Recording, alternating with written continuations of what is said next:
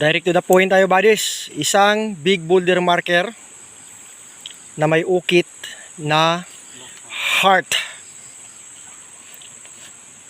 Ayan. Klaro lang. Medyo abstraction, oh. Pero heart talaga yan. Tapos, sa baba niya, ayan, galing dyan, mayroong box na naman na nakaukit. Box, di ba? 3 inches. Okay. Direct tayo sa decoding. Ganyan. So, pag nasa wall ang box, meaning yan, in front. Ang sukat, given na 3 inches. Yan. Equals to 3 feet. Dito ang spot. Yan, naka-wall yan. Dito mismo ang spot. Big side. Okay. So, para makita nyo orientation, kita ko sa compass. Yan o. North-south. So, code 1 itong target natin dito. Ayan. Napakasimple lang, buddies. Pero, huhukayin talaga. Ayan. Okay. Lock Phantom on the mix. Then, andun ang karaang tugas. Lagi. Karaang tugas sa gilid ng creek.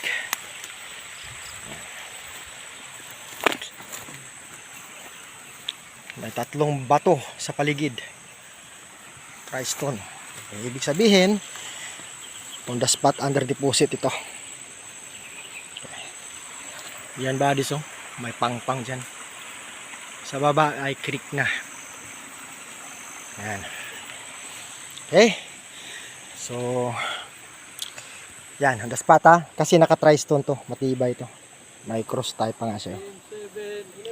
Team 7-11. Saka ipakita ko yung kakaibang marker din, ha. Ay, sakura. Sakura stone. Ito siya.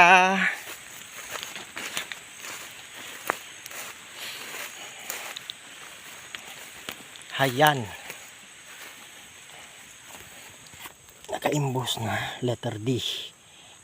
Yan, may 2 rays. Setting sun. Under spot to.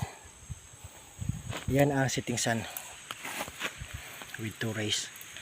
Diyan siya mismo. Harap. May lock. Lock point na heart ito. Kukuro. Yan. Heart. Yan. Yan. Ang setting sun yan.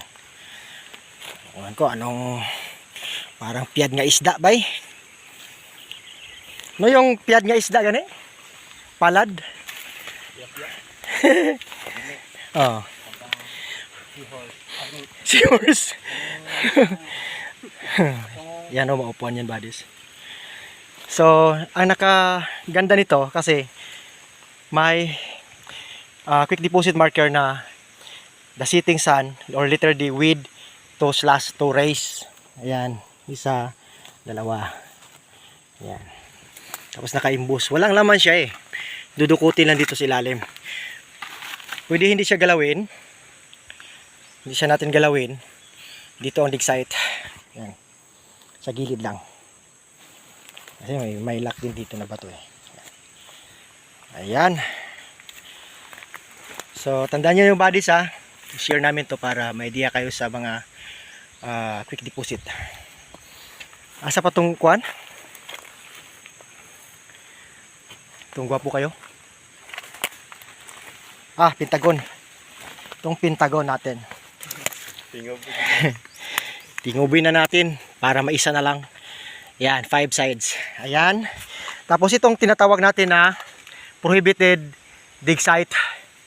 Kasi ang bato dito, yan, naka-circular formation ito. Yan. Yan, naka-circular siya. Okay. So, ayan. Hindi na natin galawin. Prohibited nga eh. Ito namang marker niya dito.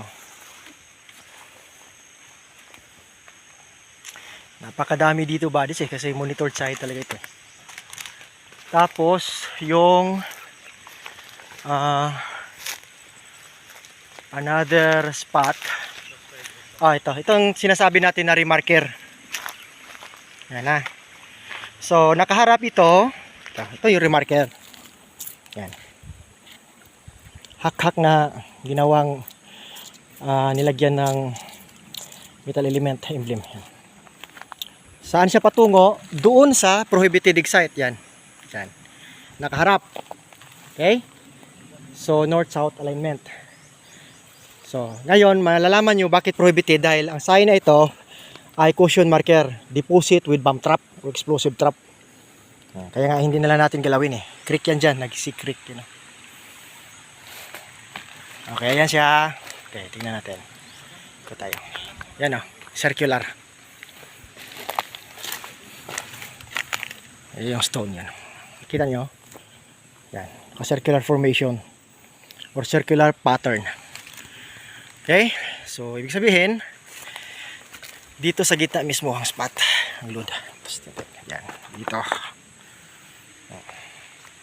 Special deposit. Yan. Pyramid. No, pentagon marker. Okay, proceed tayo.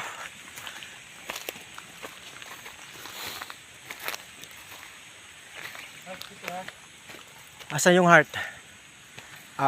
Remarker na heart pakita namin. Kasi may retrieval team na shadow company pumunta dito. Yan ang remarker. Bago lang yan, bagong gawa. Ayan o. Hindi naman yan hak-hak, di ba? Heart yan. Okay. Remarker yan, buddies.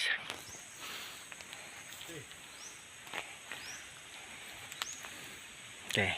So, ito yung area. So, hopefully, may natutunan kayo sa mga insights natin. Para pagdating nyo sa inyong mga personal site ay may idea din kayo. Ayan, buddies. Okay, once again, this is Chris Sniper saying eat, sleep, and explore.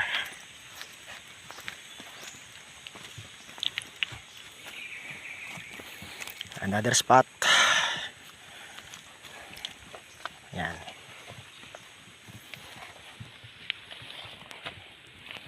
Alam nyo ba kung saan ang dig site nito?